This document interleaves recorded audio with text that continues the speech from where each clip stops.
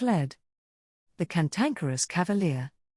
Legends of the popular folk hero Kled can be traced back to the founding of Noxus, and perhaps even further still. He is an icon revered by the common soldiery, which is increasingly a cause of concern to their commanders, for there are some among the war hosts who claim to have literally served beside him. Tall tales such as the Great Hussar's victory, the return of the High General Marshal Sergeant, and the Mountain Admiral abound, which strongly imply Kled has fought in every campaign ever waged, acquired every military title, and never once backed down from a fight.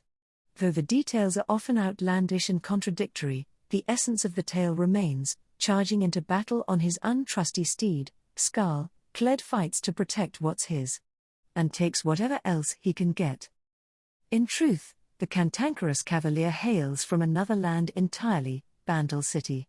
As a Yordle, he made his home among the proud Noxi tribes in the wake of the Rune Wars, and has never looked back. The earliest mention of Kled in historical records was at the First Battle of Drugn. In the dusty hills of those Badlands, the warhost of General Zavin was on the run from barbarian foes. Having lost the previous 2 engagements, morale was low. The supply train had been abandoned in the rout, and they were a week's march from the nearest outpost.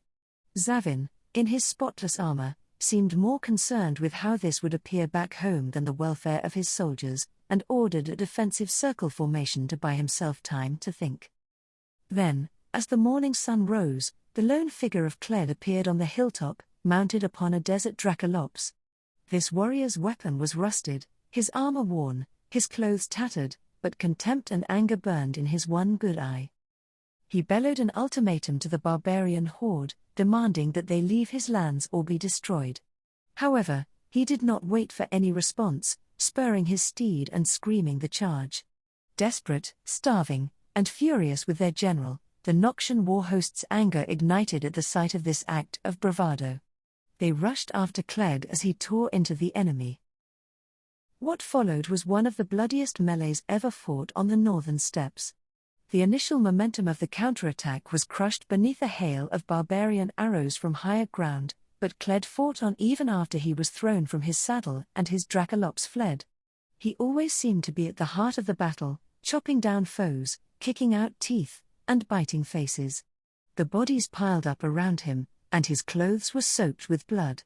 He screamed louder challenges and cruder insults. Clearly, this great warrior was willing to die before ever backing down. Cowardice can be infectious, but so too can courage. Where the Noxians might have given up and fled for their lives, instead they were inspired to make one last stand.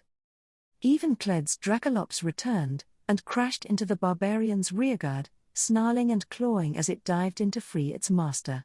With his mount again beneath him, Kled became a veritable whirlwind of death, and it was the barbarians who broke and ran. Though too few of the Noxian soldiers survived that day for it to be considered a victory, Drugn was contested long enough that word reached the immortal bastion, and reinforcements were sent. The war ground on for at least another decade, until the barbarian leaders sued for peace. Their strength was added to Noxus, and Drugn became a foothold for continued campaigns across Dalama and the north for many centuries to come. The body of General Zavin, and his fine armor, was never found. In time, countless other war hosts of the Empire acquired similar stories of Kled.